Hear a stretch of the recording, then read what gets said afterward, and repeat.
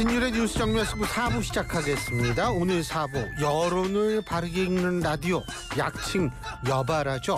자, 여바랄 시간인데요. 오늘은 리얼미터의 이택수 대표 스튜디오에 모셨습니다. 어서 오십시오. 네, 안녕하세요. 예. 일단 출구조사 얘기부터 해볼까요? 네네. 이거 출구조사 물론 네. 결과는 맞췄어요. 네네. 근데 이게 사람이 기대치가 자꾸 높아지거든요. 네네. 그러니까 예를 들면 지난번 대선엔 0,7 몇 %까지 대충 맞췄잖아요. 네네. 근데 이번에는 이게 좀 너무 틀렸어요. 그 이유가 뭐예요? 사전 투표가 전체 투표의 뭐 절반 가까이 예.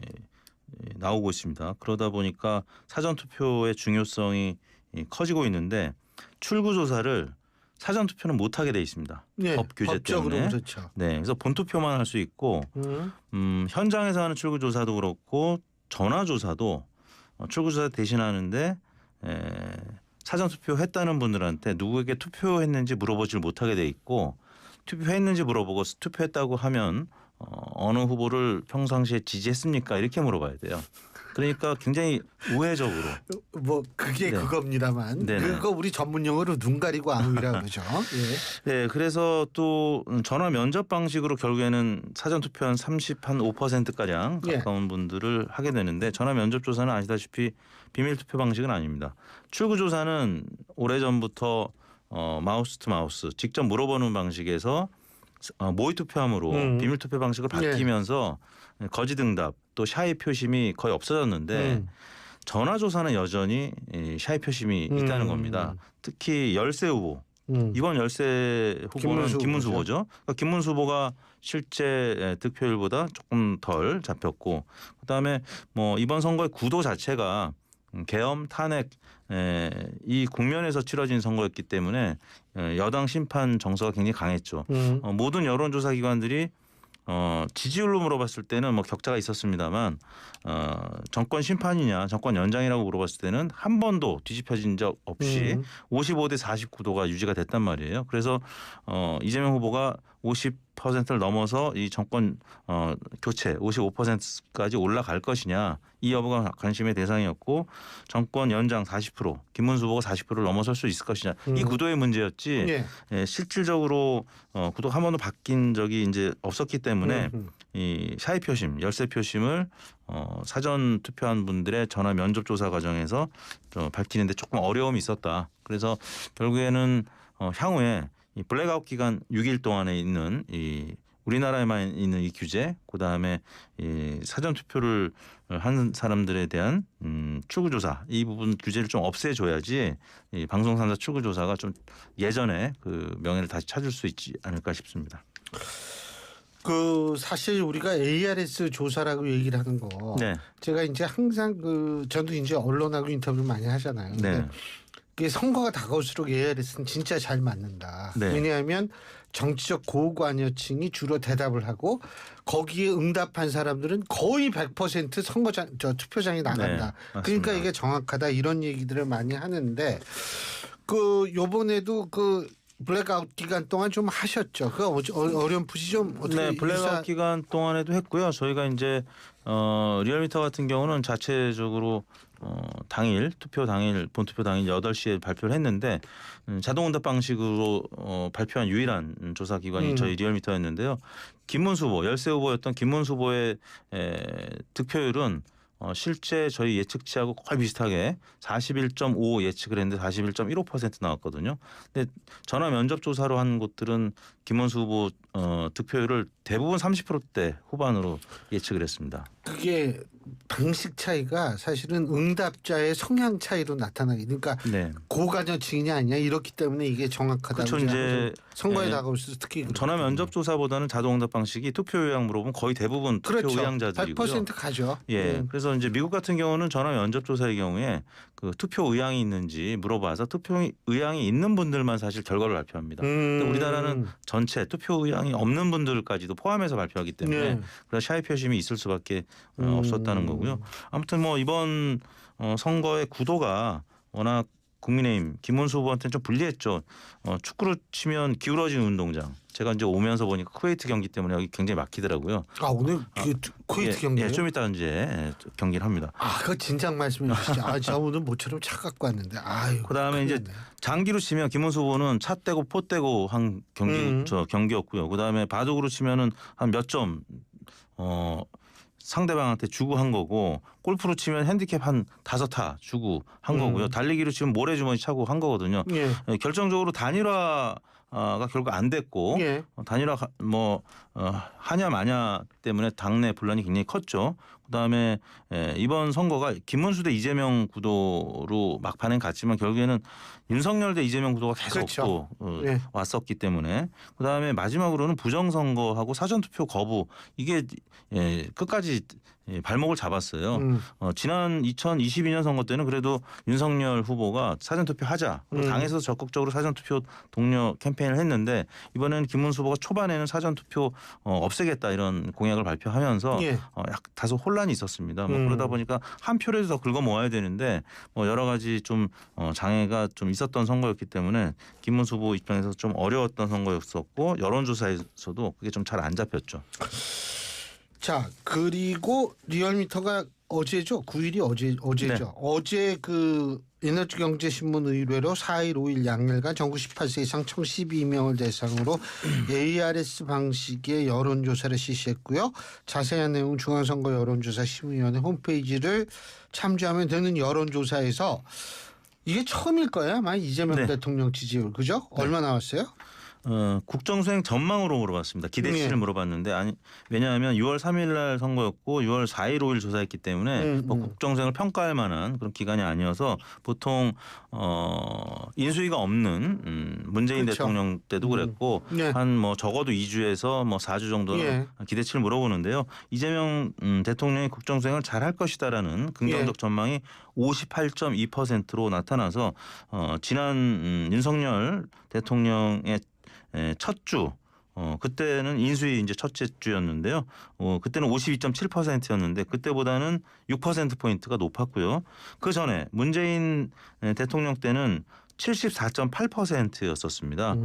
그때보다는 한 16%포인트가량 낮아졌는데, 이게 이제 그 전 대통령 이명박 대통령 79.3%였었고, 근데 점점 가면서 정치가 양극화되고, 그렇죠. 또 그러니까 진영 논리가 지배하게 되면 네. 그리고 이제 선거에 대한 어떤 불복 심리 이런 부분이 있으면 국정수행 긍정 전망도 좀 다소 떨어지는 이런 현상들이 나타나는데, 앞으로도 계속 그럴 것 같은데, 아무튼 윤석열 대통령보다는 조금 높게, 왜냐하면 그때 윤석열 대통령은 애초에 0.73% 포인트 차이로 아주 치열했던 선거였었잖아요. 예. 그래서 여전히 계속 있었다고 본다면, 이번에는 그래도 격차가 한 8.27%, 그때보다는 좀 높다 보니까 그때보다는 6%포인트 가량 긍정 전망이 좀 높게 나타난 것으로 보입니다. 지금 최우선 국정 과제 이거는 뭐 여론이 어때요? 뭘 제일 먼저 해야 된다고 보세요? 네, 예상대로 가장 높은 순위를 기록한 거는 경제 회복 및 민생 안정 41.5%. 워낙 경제 지표가 어려워서 이게 더 높게 나타난 것 같기도 한데, 늘상 그렇습니다. 경제 회복이 항상 1위로 나타나고 있고요. 두 번째 2위가 무엇일지 오히려 더 관심이 많이 갔던 내용인데, 검찰 개혁 및 사법 개혁이 20.4%. 그러니까 아까 경제 회복이 41.5%였는데 한 절반가량 검찰 개혁 및 사법 개혁이 나타났고요. 그다음에 세 번째가 국민 통합 및 갈등 해소 12.8%. 그다음에 네 번째가 정치 개혁 및 여야 협치. 그다음에 다섯 번째가 저출생 및 고령화 대책. 여섯 번째가 남북 관계 및 외교 안보 강화 순으로 나타났습니다. 자, 그리고 지금 현재 이제 야당이 네. 여당과 여권 이재명 대통령을 공격하는 가장 중요한 소재가 뭐냐면 이 이재명 대통령을 둘러싼 재판들의 무기한 연기, 이 부분 아니겠어요? 네네. 그렇죠? 이게 여론에 영향을 미칠까요? 이재명 대통령 입장에서는 좀 불리한 이슈인 건 분명하죠. 네. 그래서 허니문 기간이 사실상 없이 바로 또 인수위 과정도 없이 바로 이제 임기를 시작했기 때문에 여러 가지 이제 긍정적인 그런 지표들도 나오고 있습니다만, 이 사안에 대해서는 아무튼 부정적인 이슈인 거는 분명해 보이기 때문에 부정적으로 영향 미칠 가능성이 있는데 그래도 아직은 정권 이제 초기이기 때문에 그 영향이 이제 크지는 않을 것이다. 이제 다만 여러 가지 또 민주당에서 추진하는 여러 개혁 입법안들이 국민의힘이나 보수층에서 봤을 때는 조금 역풍을 이제 불러일으킬 만한 뭐 이런 것들이 있기 때문에 그런 부분을 좀 감안하면 이재명 대통령 본인과 관련된 이런 제도 개선, 법과 관련된 부분 예. 개선하는 부분 외에 나머지 부분들은 조금은 속도 조절할 가능성이 있어 보이고요. 실제 윤석열 대통령 아까 50한 2% 가량의 국정수행 전망 첫 지표가 나왔다고 말씀을 드렸는데 3년 전 이맘때를 보면은요. 당시에 문 대통령하고 윤 당선자가 뭐 회동하냐 마냐 근데 무산이 되고 실무 협의가 잘 안 됐었던 부분이 있고요. 예. 또 용산으로 대통령실을 이전하겠다 뭐 이런 얘기들이 예. 초반부터 나오다 보니까 첫 주에 3%포인트 빠지고 두 번째 주에 또 3%포인트가 빠져가지고 두 번째 주에 40% 중반까지 국정수행 전망이 빠진 적이 있어요. 또 추가적으로 어떤 일이 있었냐면은 안철수 총리설에 또 당내 인사들이 친윤 인사들이 또 굉장히 비판적인 입장을 나타냈고 그다음에 뭐 여가부 폐지 관련된 뭐 논란 뭐 이거 등등 있다 보니까 윤석열 대통령 지지율이 한 2주 만에 한 6%포인트 가량 빠졌는데 아마 그런 부분을 보고 여러 가지 속도 조절할 가능성이 있는데 아무튼 이 부분에 관련돼서는 이재명 대통령 본인과 관련된 부분이고 그래서 이 부분은 좀 악영향이 미친다고 해도 뭐 계속적인 제도 개선 방안을 밀어붙일 수밖에 없는 그런 상황인 것 같습니다. 저도 어제 봤는데 보도 네, 정당 지지율이 더 멀어졌더라고요. 예? 네, 정당 지지율 뭐 소폭 벌어졌는데요. 13% 포인트죠. 네, 근데 생각보다는 덜 벌어진 것 같아요. 생각보다. 네. 어제 저 어떤 의원도 제가 누군지 잘 기억이 안 나는데 네. 그분도 이게 더 떨어질 줄 박정하 의원이 그랬나? 예. 더 떨어질 줄 알았는데 그래도 그 정도 그렇죠. 떨어져서 다행이라 그러더라고요. 민주당이 이제 같은 조사입니다. 저희 리얼미터 같은 조사 기록은 같고요. 민주당이 1.2%포인트 오른 48%. 예. 그다음에 국민의힘은 0.3%포인트 빠진 34.8%. 대략 15%가량 15%포인트가량 격차가 나타났는데 격차가 많이 벌어진 건 아닙니다. 이게 지난 3년 전 대선 때도 워낙 치열하다 보니까 당시에 민주당 지지율이 뚝 떨어졌어요? 당시 아니요. 많이 떨어지지 않고 예. 그리고 소폭이나마 그 당시에 민주당 지지율이 국민의힘 지지율보다는 좀 앞서 있었거든요. 정당 지지율은. 그런데 그 격차가 별 차이가 없었어요. 예. 근데 이번에도 8%포인트 격차긴 했는데 아무튼 뭐 치열한 싸움 생각보다는 많이 좁혀졌잖아요. 그렇죠. 그래서 그런 뭐 선거에 대한 아쉬움이 보수층에 있었는지 아무튼 국민의힘 지지율도 생각보다는 거의 빠지지 않고 횡보하는 것으로 나타났습니다. 그 이유가 뭐라고 보세요?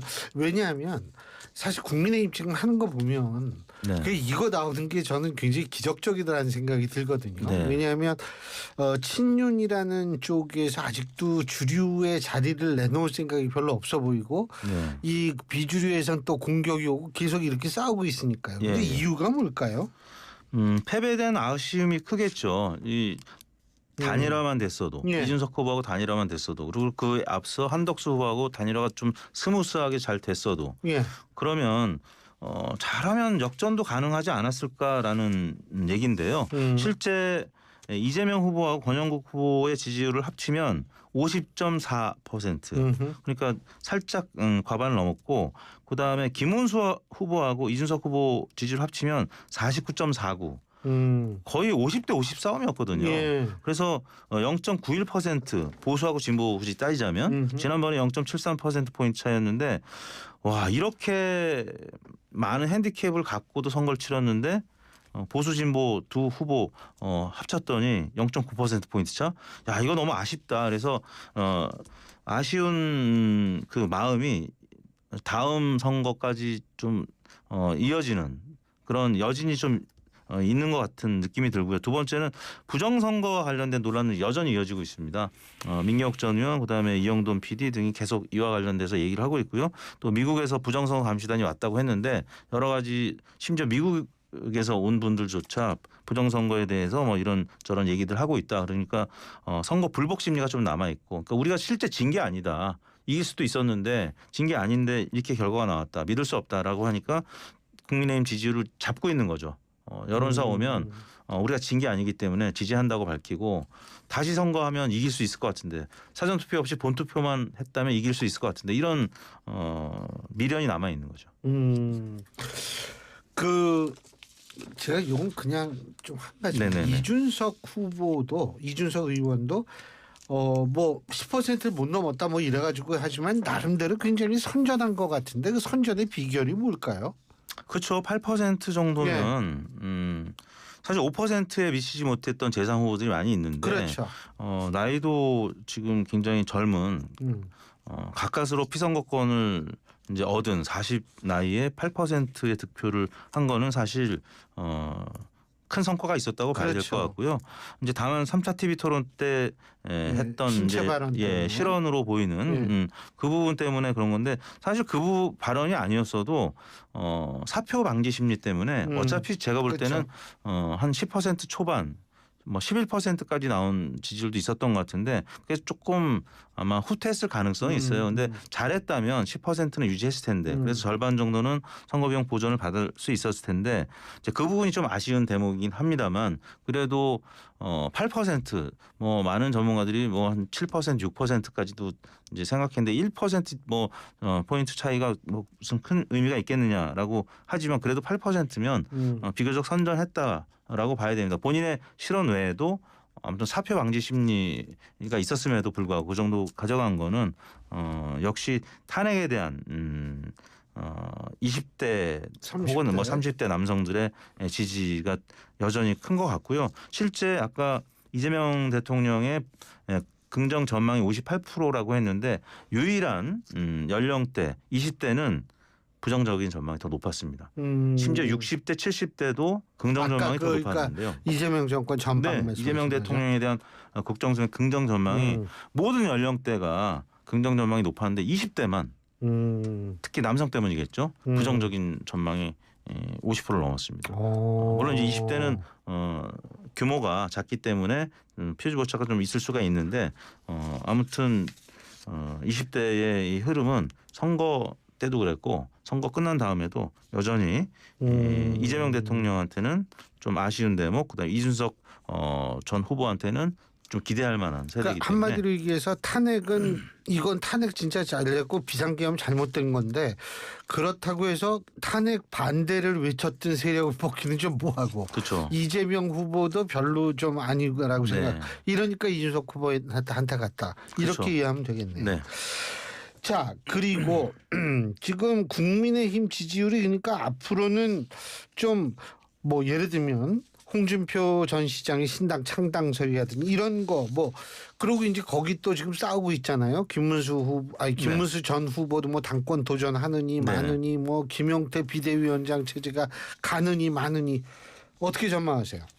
일단 방금 방송 들어오기 전에 국민의힘 재선 의원들이 김용태 비대위원장한테 힘을 좀 실어주는 임기도 좀 연장한 얘기도 했었고요. 또 탄핵에 대해서 입장 표명한 거에 대해서도 이제 지지를 하고 그래서 일단 위기의식을 느낀 것 같고 가장 문제는 분열이다. 그래서 이제 분열을 어떻게 극복할 것인지 그 부분과 관련해서는 뭔가 수습이 되는 과정인 것 같고요. 김종인 전 비대위원장이 뭐 김문수, 한동훈 이런 분들이 이번에 당권 도전하는 거는 바람직하지 않다.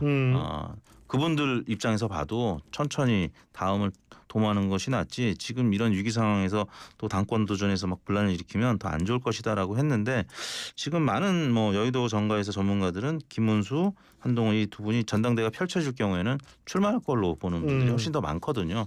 그래서 지금 뭐 어려운 상황이긴 합니다만 이 컨벤션을 이제 가져가게 된다면 그리고 이제 김용태 비대위원장 중심으로 탄핵에 대한 부분 정리하고 윤석열 전 대통령에 대해서 좀 정리할 건 정리하고 미래지향적인 어떤 정당의 모습을 가져간다고 하면 지금 한 35%의 지지율을 나타내고 있는데 이 부분이 조금 더 회복이 돼서 김문수 후보가 득표했던 41%까지 올라갈 가능성은 조심스럽게 엿보이고요. 또 그런 이후의 기전은 지방선거가 또 다가오잖아요. 선거가 다가오면 또 양측이 또 뭉치기 시작하거든요. 그래 결집이 되겠죠. 네. 그래서 지방선거는 원래 공식이 있습니다. 대통령이 취임하면 1년 반이 지나면 야당이 항상 이겼어요. 근데 1년 반 전에 치러지는 애매한 시기에 치러지는 지방선거 내년에 6월이잖아요. 내년 6월이잖아요. 예, 그렇기 때문에 양측 모두 한번 해볼 만한 선거라고 보고 관전자 입장에서 있는 유권자분들도 이번에 아쉽게 졌기 때문에 보수층도 다시 한번 뭉칠 가능성이 있기 때문에 지금 35%지만 다시 한 40%선 회복할 가능성이 있고요. 네. 3대 특검도 영향 안 줄까요? 미치겠죠. 이제 그 특검 과정에서 예. 여러 가지 이제 수사 과정에서 문제 있는 부분들이 드러나게 되면 이거는 이제 그렇죠. 정부 여당 입장에서는 좀 호재로 그렇죠. 작용할 가능성이 있고 국민의힘은 아무튼 과거와 관련해서 결국엔 윤석열 전 대통령의 이런 공과중의 과부분이 굉장히 문제가 있었다 이런 부분들에서 과감하게 털고 사과하고 가는 모습을 보여야지 만약에 그렇지 않다면 또 다시 내년 지방선거도 윤석열 대 이재명으로 가면 안 되거든요. 그러니까 이제 그 부분을 최대한 정리하고 가야 될 그런 과제에 이제 국민의힘이 놓여진 거죠. 예, 알겠습니다. 근데 오늘 재밌다. 예, 오늘 말씀 진짜 재밌게 잘 들었습니다. 고맙습니다. 네, 감사합니다. 지금까지 리얼미터의 이택수 대표였습니다.